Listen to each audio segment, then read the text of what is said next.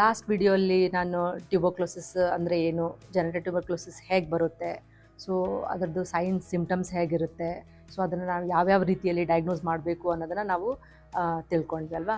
So ಇವತ್ತಿನ class ಬಂದುಬಿಟ್ಟು ಅದು ಟ್ಯೂಬರ್ಕ್ಲೋಸಿಸ್ನ ನಾವು ಹೇಗೆ ಕನ್ಫರ್ಮ್ ಮಾಡ್ಕೋಬೇಕು, ಸೊ ಅದ್ರ ರಿಲೇಟೆಡ್ ಟ್ರೀಟ್ಮೆಂಟ್ ಹೇಗೆಲ್ಲ ಮಾಡ್ಬೋದು, IVF ಸಕ್ಸಸ್ ರೇಟ್ಸ್ ಹೇಗಿರುತ್ತೆ ಅನ್ನೋದನ್ನು ಇವತ್ತು ಅದ್ರ ಬಗ್ಗೆ ಹೇಳ್ತೀನಿ.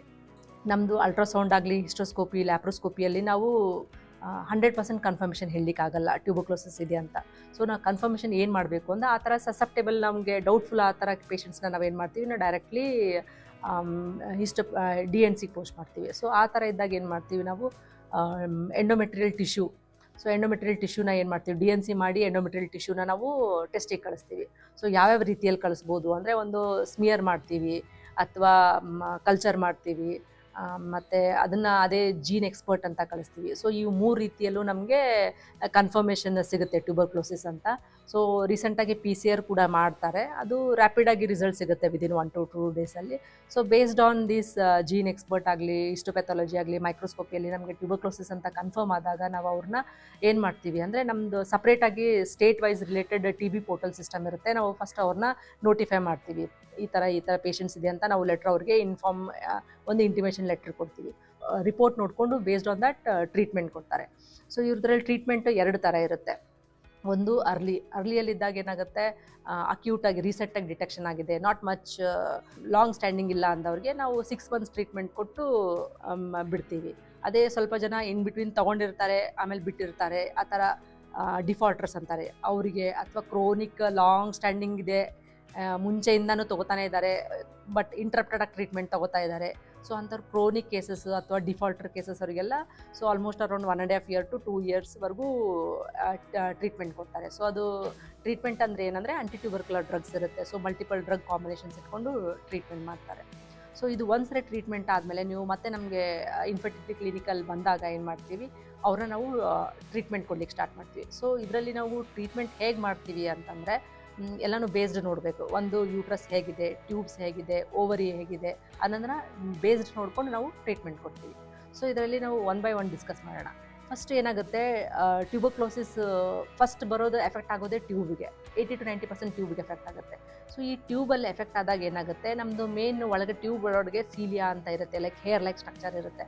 ಸೊ ಅದು ಏನು ಯೂಸ್ ಆಗುತ್ತೆ ಅಂದರೆ, ಸ್ಪರ್ಮ್ಸ್ಗಾಗಲಿ ಓಮ್ಗಾಗಲಿ ಮೋಟಿಲಿಟಿಗೆ ಯೂಸ್ ಆಗುತ್ತೆ. ಸೊ ಮೂಮೆಂಟ್ ಆದಾಗ ಏನಾಗುತ್ತೆ, ಎಂಬ್ರಿಯೋಸ್ ಫಾರ್ಮೇಷನ್ ಆಗಿ ಫರ್ಟಿಲೈಸೇಷನ್ಗೆ ಹೆಲ್ಪ್ ಮಾಡಿ ಮತ್ತೆ ಅದನ್ನು ಬ್ಯಾಕ್ ಟು ಯೂಟ್ರಸಲ್ಲಿ ಇಂಪ್ಲಾಂಟ್ ಮಾಡಲಿಕ್ಕೆ ಹೆಲ್ಪ್ ಮಾಡುತ್ತೆ. ಸೊ ಈಗ ಒಂದ್ಸರಿ ಟ್ಯೂಬ್ ಇನ್ಫೆಕ್ಷನ್ ಆದಾಗ ಏನಾಗುತ್ತೆ, ಆ ಸೀಲಿಯಾದ ಡ್ಯಾಮೇಜ್ ಆಗೋ ಸಾಧ್ಯತೆ ಇರುತ್ತೆ. ಆ ಥರ ಇದ್ದಾಗ ಏನಾಗುತ್ತೆ, ಮೂಮೆಂಟ್ ಆಗಂಗಿಲ್ಲ. ಸೊ ಅವಾಗ ಏನಾಗುತ್ತೆ, more chance of tubal pregnancy ಅಥವಾ ಎಕ್ಟೋಪಿಕ್ ಪ್ರೆಗ್ನೆನ್ಸಿ ಆಗೋ ಸಾಧ್ಯತೆ ಇರುತ್ತೆ. ಇನ್ನೊಂದು ಟ್ಯೂಬಲ್ ಬ್ಲಾಕ್ ಅಂತಾರೆ. ಸೊ ಟ್ಯೂಬ್ ಬ್ಲಾಕ್ ಆದಾಗ ಏನಾಗುತ್ತೆ, ಸ್ಪರ್ಮ್ಸ್ ಆಗಲಿ ಎಗ್ಸ್ ಆಗಲಿ ಟ್ರಾನ್ಸ್ಪೋರ್ಟ್ ಆಗಲ್ಲ. ಸೊ ಆವಾಗ ಮತ್ತೆ ಇನ್ಫರ್ಟಿಲಿಟಿ ರೇಟ್ ಅಥವಾ ಕನ್ಸೆಪ್ಷನ್ ರೇಟ್ಸ್ ಜಾಸ್ತಿ ಆಗುತ್ತೆ. ನೆಕ್ಸ್ಟ್ ಬರೋದು ಟ್ಯೂಬಿಂದ ಡೈರೆಕ್ಟಾಗಿ ಯೂಟ್ರಸಲ್ಲಿ ಎಫೆಕ್ಟ್ ಆಗುತ್ತೆ. ಸೊ ಯೂಟ್ರಸಲ್ಲಿ ಮೋಸ್ಟ್ ಕಾಮನ್ ಎಲ್ಲಿ ಬರೋದು ಅಂದರೆ, ಎಂಡೋಮೆಟ್ರಿಯಮ್ ಅಂತಾರೆ, ಗರ್ಭಾಶಯ ಲೈನಿಂಗ್ ಅಂತಾರಲ್ವ ಆವಾಗ.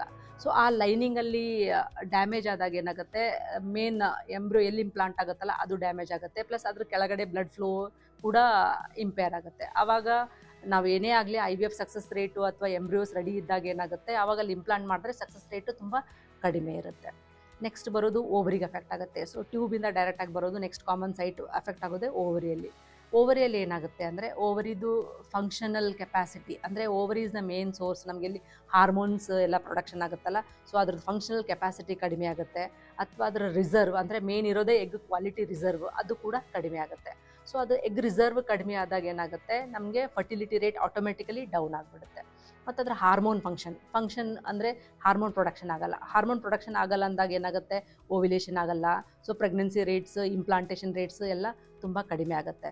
ಸೊ ಈ ರೀತಿ ಪೇಷಂಟ್ಸ್ ನಮ್ಮ ಹತ್ರ ಬಂದಾಗ ಏನಾಗುತ್ತೆ, ನಾವು IVF ಟ್ರೀಟ್ಮೆಂಟು ಅಥವಾ ನಾವು ಹಾರ್ಮೋನ್ಸ್ ಏನಾದರೂ ಇಂಜೆಕ್ಷನ್ ಕೊಟ್ಟಾಗ ರೆಸ್ಪಾನ್ಸು ತುಂಬ ಕಡಿಮೆ ಆಗುತ್ತೆ. ಇನ್ನೊಂದು ಏನಾಗುತ್ತೆ, ಊಸೈಟ್ ಕ್ವಾಲಿಟಿ ಅನ್ನೋದು ಎಗ್ ಕ್ವಾಲಿಟಿ ಅಂತಾರಲ್ಲ, ಆ ಕ್ವಾಲಿಟಿ ಕೂಡ ಸ್ವಲ್ಪ ಡಿಮಿನಿಷ್ಡ್ ಆಗೋಗ್ಬಿಡುತ್ತೆ. ಸೊ ಆವಾಗ ನಮಗೆ ಗುಡ್ ಕ್ವಾಲಿಟಿ ಆಫ್ ಎಂಬ್ರಿಯೋಸ್ ಆಗಲಿಲ್ಲ ಅಂದಾಗ ಏನಾಗುತ್ತೆ, ನಾವು ಇಂಪ್ಲಾಂಟೇಷನ್ಗೆ ಅಥವಾ ಎಂಬ್ರಿಯೋ ಟ್ರಾನ್ಸ್ಫರ್ಗೆ ಹೋದಾಗ ಸಕ್ಸಸ್ ರೇಟು ತುಂಬ ಕಡಿಮೆ ಆಗುತ್ತೆ. ಮತ್ತು ಸುಮಾರು ಚಾನ್ಸಸ್ಸಲ್ಲಿ ರೇರ್ ಕೇಸಸ್ಸಲ್ಲಿ ಬರೋದು ಸರ್ವಿಕ್ಸಲ್ಲಿ ಆಗೋದು ಅಥವಾ ಗರ್ಭಕೋಶ ಬಾಯಲ್ಲಿ ಅಂತ ಹೇಳ್ತೀವಿ. ಅಲ್ಲಾದಾಗ ಏನಾಗುತ್ತೆ, ಒಂದು ಸ್ವಲ್ಪ ಸ್ಮಾಲ್ ಅಮೌಂಟ್ ಆಫ್ ಗ್ರೋತ್ ಅಥವಾ ಅಲ್ಸರ್ ಟೈಪ್ ಆಗುತ್ತೆ ಅವರಿಗೆ. ಅಲ್ಲಿಂದ ನಾವು ವಜೇನ ಅಥವಾ ಎಕ್ಸ್ಟ್ರಾ ಜೆನೆಟಿಯಲ್ಲಿ ಅಲ್ಲೂ ಸ್ಪ್ರೆಡ್ ಆಗೋ ಚಾನ್ಸಸ್ ಇರುತ್ತೆ. ಅವಾಗೂ ಸಿಮ್ಟಮ್ಸ್ ಕಾಮನ್ ಆಗಿ ಬರೋದೇನಂತಂದರೆ ನಾನ್ ಹೀಲಿಂಗ್ ಅಲ್ಸರ್ ಅಥವಾ ಅಲ್ಸರ್ ಟೈಪ್ ಆಗಿರುತ್ತೆ. ಅದು ತುಂಬ ರೇರ್ ಚಾನ್ಸಸ್. ಸೊ ಈ ಥರ ಪೇಷಂಟ್ಸ್ ನಮಗೆ ಏನು ನಾವು ತುಂಬ ಕಾನ್ಸಂಟ್ರೇಷನ್ ಮಾಡೋದು ಅಂದರೆ ಅರ್ಲಿ ಡಯಾಗ್ನೋಸಿಸ್. ನಾವು ಎಷ್ಟು ಬೇಗ ಅರ್ಲಿ ಡಯಾಗ್ನೋಸಿಸ್ ಮಾಡ್ತೀವಿ ಅಷ್ಟು ಬೇಗ ಟ್ರೀಟ್ಮೆಂಟ್ ಕೊಟ್ಟಾಗ ಏನಾಗ್ತದೆ, ಸಕ್ಸಸ್ ರೇಟ್ ಜಾಸ್ತಿ ಆಗುತ್ತೆ. ಸೊ ಏನಕ್ಕೆ ಅಂದರೆ ಇನಿಷಿಯಲ್ ಸ್ಟೇಜಸಲ್ಲಿ ಓವರಿ ಫಂಕ್ಷನ್ ಆಗಲಿ, ಟ್ಯೂಬ್ಸ್ ಆಗಲಿ, ಎಂಡೋಮೆಟ್ರಿಯಮ್ ಆಗಲಿ ಸ್ವಲ್ಪ ಎಕ್ಸ್ಟೆಂಟಿಗೆ ಚೆನ್ನಾಗಿರುತ್ತೆ, ಅಷ್ಟೊಂದು ಡ್ಯಾಮೇಜ್ ಆಗಿರಲ್ಲ. ಆವಾಗ ಏನು ಮಾಡ್ಬೋದು ನಾವು, ಸೊ IVF ಸ್ಟಿಮ್ಯುಲೇಷನ್ ಮಾಡಿ ಎಗ್ಸ್ ಪಿಕಪ್ ಮಾಡ್ಕೊಂಡು ಎಂಬ್ರಿಯೋಸ್ ರೆಡಿ ಮಾಡಿ ಆವಾಗ ಏನು ಮಾಡ್ಬೋದು ನಾವು IVF ಅಥವಾ ಎಂಬ್ರಿಯೋ ಟ್ರಾನ್ಸ್ಫರ್ ಮಾಡಿದಾಗ ಸಕ್ಸಸ್ ರೇಟು ಸ್ವಲ್ಪ ಜಾಸ್ತಿ ಇರುತ್ತೆ.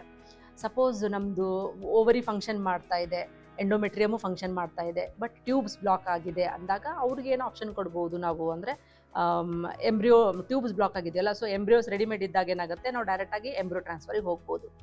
ಸಪೋಸ್ ಎಂಬ್ರಿಯೋಸ್ ಚೆನ್ನಾಗಿದೆ ಬಟ್ ನಮ್ಮ ಟ್ಯೂಬ್ ಬ್ಲಾಕ್ ಆಗಿದೆ ಅಥವಾ ನಮ್ಮದು ಗರ್ಭಕೋಶ ಲೈನಿಂಗ್ ಬರ್ತಾ ಇಲ್ಲ, ಸೊ ನಾವು ಈಗ ಒಂದ್ಸರಿ ನಮ್ಮ ಹತ್ರ ಎಂಬ್ರಿಯೋಸ್ ರೆಡಿ ಇದ್ದಾಗ ಏನು ಮಾಡ್ತೀವಿ ನಾವು ಅವರಿಗೆಲ್ಲರಿಗೂ ಎಂಬ್ರಿಯೋ ಟ್ರಾನ್ಸ್ಫರ್ಗೆ ಲೈನಿಂಗಿಗೆ ರೆಡಿ ಮಾಡ್ತೀವಿ. ಸಪೋಸ್ ಲೈನಿಂಗ್ ಬರ್ತಾ ಇಲ್ಲ ಅಥವಾ 2-3 ಸರಿ ನಾವು ಇಂಪ್ಲಾಂಟೇಷನ್ ಮಾಡ್ತಾ ಇದ್ವಿ, ಎಂಬ್ರಿಯೋಸ್ ಟ್ರಾನ್ಸ್ಫರ್ ಮಾಡಿದ್ದೀವಿ ಬಟ್ ಅದು ಸಕ್ಸಸ್ ಆಗ್ತಾ ಇಲ್ಲ. ಅಥವಾ ಮೂರನೇದು ಏನು ಅಂತಂದರೆ ಸುಮಾರು ಅಡೇಷನ್ಸ್ ಇರುತ್ತೆ. ಮುಂಚೆ ನಾವು ಹಿಸ್ಟೋಸ್ಕೋಪಿಯಲ್ಲಿ ನೋಡಿರ್ತೀವಿ ಸುಮಾರು ಅಡೇಷನ್ಸ್ ಇದೆ, ಸೊ ಪೂರ್ತಿ ಎಂಡೋಮೆಟ್ರಿಯಲ್ ಕ್ಯಾವಿಟಿ ಡ್ಯಾಮೇಜ್ ಆಗಿದೆ. ಆ ಥರ ಇದ್ದಾಗ ನಾವು ಎಂಬ್ರಿಯೋಸ್ ಅವರಿಗೆ ಟ್ರಾನ್ಸ್ಫರ್ ಮಾಡೋ ಹೋಗಿಲ್ಲ. ಸೊ ಆ ರೀತಿ ಕಪಲ್ಸಿಗೆ ಏನು ಮಾಡ್ತೀವಿ ನಾವು, ಒಂದು ಸರೋಗಿಸಿ ಅಂತ ಆಪ್ಷನ್ ಕೊಡ್ತೀವಿ, ಅಂದರೆ ಬಾಡಿಗೆ ತಾಯಿಯಲ್ಲಿ. ಯಾಕಂದರೆ ಅವ್ರ ಲೈನಿಂಗ್ ಸರಿ ಇಲ್ಲ ಅಂದಾಗೆ ನಾವು ಎಂಬ್ರಿಯೋಸ್ ಹಾಕಿ ಫೇಲ್ಯೂರ್ ಆಗೋ ಚಾನ್ಸಸ್ ಜಾಸ್ತಿ ಇರುತ್ತೆ. ಸೊ ಅವ್ರಿಗೆ ಒಂದು ಆಪ್ಷನ್ ಏನು ಕೊಡ್ತೀವಿ ನಾವು, ಬಾಡಿಗೆ ತಾಯಿ. ಇವಾಗ ಸಪೋಸ್ ಓವರಿ ಚೆನ್ನಾಗಿಲ್ಲ, ಟ್ಯೂಬು ಕೂಡ ಹೋಗಿದೆ, ಎಂಡೋಮೆಟ್ರಿಯಮು ಇಲ್ಲ ಅಂದಾಗ ಸೊ ಅವ್ರಿಗೆ ನಾವು ಏನು ಹೇಳ್ಬೋದು ಅಂದರೆ ಅಡಾಪ್ಷನ್ಗೆ ಹೋಗೋದು ಬೆಟ್ರು. ಯಾಕಂದರೆ ಓವರಿನಲ್ಲಿ ಎಗ್ಸು ಇರಲ್ಲ, ಟ್ಯೂಬು ವರ್ಕ್ ಆಗ್ತಾ ಇಲ್ಲ, ಎಂಡೋಮೆಟ್ರಿಯಲ್ಲೂ ಡ್ಯಾಮೇಜ್ ಆಗಿದೆ ಅಂದಲ್ಲಿ ಸೊ ಬೆಸ್ಟ್ ಆಪ್ಷನ್ ಅಡಾಪ್ಷನ್ ಇರೋದು. ನಾನು ಟೇಕ್ ಓವರ್ ಮೆಸೇಜ್ ಏನು ಹೇಳ್ಬೋದು ಅಂದರೆ most common cos of sterility ಈಗ ಫೀಮೇಲಲ್ಲಿ ಕಪಲಲ್ಲಿ ನೋಡ್ತಾ ಇರೋದು ಅಂತಂದರೆ ಜೆನೆಟಲ್ ಟ್ಯೂಬರ್ಕ್ಲೋಸಿಸ್. ಸೊ ಅದ್ರದ್ದು ಹೇಗೆ ನೀವು ಎಷ್ಟು ಬೇಗ ಡಯಾಗ್ನೋಸಿಸ್ ಮಾಡ್ಕೋತೀರಾ, ಎಷ್ಟು ಬೇಗ ಟ್ರೀಟ್ಮೆಂಟ್ ಮಾಡ್ಕೋತೀರಾ, ಟ್ರೀಟ್ಮೆಂಟ್ ಕರೆಕ್ಟಾಗಿ ಟ್ರೀಟ್ಮೆಂಟ್ ತೊಗೊಂಡ್ರೆ ಸಕ್ಸಸ್ ರೇಟ್ ತುಂಬ ಇರುತ್ತೆ. ಸೊ ನೀವು ಅರ್ಲಿ ಡಯಾಗ್ನೋಸಿಸ್ ಅರ್ಲಿ ಟ್ರೀಟ್ಮೆಂಟ್ ಹೋದರೆ ನಿಮ್ಮದೇ ಸೆಲ್ಫ್ IVF ಆಗಿ ಸೆಲ್ಫ್ ಎಂಬ್ರಿಯೋ ಟ್ರಾನ್ಸ್ಫರ್ ಮಾಡ್ಕೋಬೋದು. ಸೊ ಲೇಟರ್ ಸ್ಟೇಜಸ್ಸಿಗೆ ಬಂದಾಗ ಮತ್ತೆ ಆಪ್ಷನ್ 2 ಬರುತ್ತೆ, ಒಂದು ಸರೋಗೆಸಿ ಬರುತ್ತೆ, ಒಂದು ಅಡಾಪ್ಷನ್ ಬರುತ್ತೆ. ಸೊ ಇದ್ರದ್ದು ಹೆಚ್ಚಿನ ಮಾಹಿತಿ ಏನಾದರೂ ನಿಮಗೆ ಅದ್ರ ಬಗ್ಗೆ ಇನ್ಫಾರ್ಮೇಷನ್ ಏನಾದರೂ ಬೇಕಾದರೆ ನಮ್ಮ ಹಾಸ್ಪಿಟಲ್ಗೆ ಒಂದ್ಸರಿ ಭೇಟಿ ನೀಡಿ.